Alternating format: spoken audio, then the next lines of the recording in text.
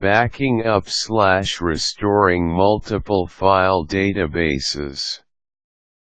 How to back up split databases so that the resulting files are also split, and then how to restore again.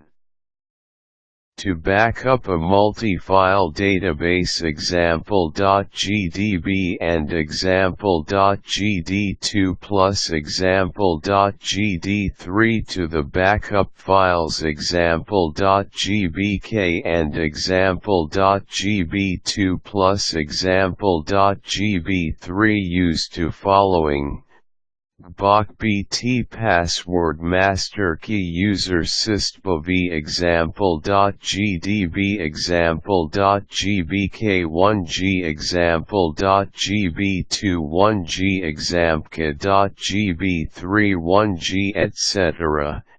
Add every backup file to the command line in the form filename size in bytes or m/g for megadash, gigabytes.